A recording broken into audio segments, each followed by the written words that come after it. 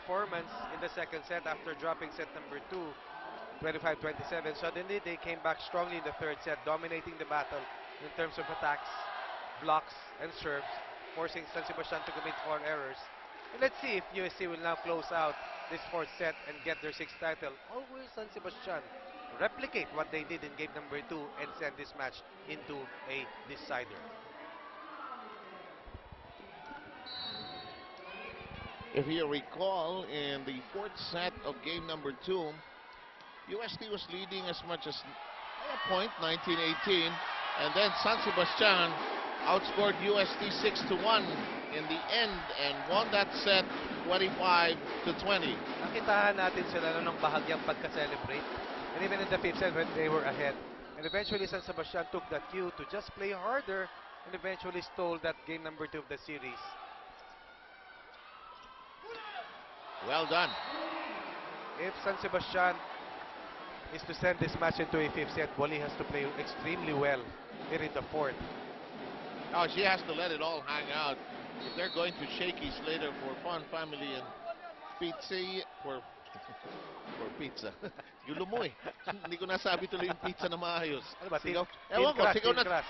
na sigaw rito eh. Hindi ko nasabi yung pizza Hindi eh. tayo magkarinigan sa dami ng mga maingay tao. nga naman. Meron tayo dyan, basta-baste. Sige, Hindi, basta-basta eh. basta-basta, sabi. Yung iba naman eh, Uste. go Uste, go Tigers. Game 3 belongs to Uste. Yun ang nakalagay siya. Outside, okay. Ang trend natin dito, the team that starts out well in a particular set normally comes out ahead of that specific set. 3-1 for San Sebastian here in the fourth. Janeline Belen and her serve. That is hammered. UST needs to stay ahead of San Sebastian to put pressure right now. Wala tayong nakikitang emotions from Baste even if they're behind. PLDT power spike. But you know, we might not be able to do so properly later. We'd like to thank you for just making the Shakey's V-League possible. Your continued support, watching here at the venue, and of course following on all our platforms and on our carrier station of the National Broadcast Network. Such a pleasure to have you make volleyball have this impact, and I'm sure the players express the same appreciation as well. We're tied at 3. Glad you're with us. Sev Sermenta, Ronnie Magsanok, Andre Mulia, and Mosi Ravena, our broadcast team this afternoon. Wally, her shot is handled well. Bonsa digs in deep for it.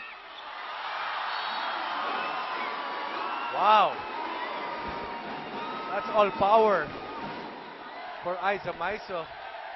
Decking itong si Jem Wally. 4 against 3. UST. 3 straight points here for the Tigers. I think the captain has decided. She has to make up her mind I early. am not interested in a fifth set. Sois Ortiz. I don't want a fifth set. I don't want to go anywhere else but to Shakey's later. And I think they also learned their lesson via the hard way in game number 2. When they allowed San Sebastian to creep back into that game and eventually lost the fifth set to Baste. It's all height now for UST with Santiago's serve. This one drops in nicely and San Sebastian comes within 1.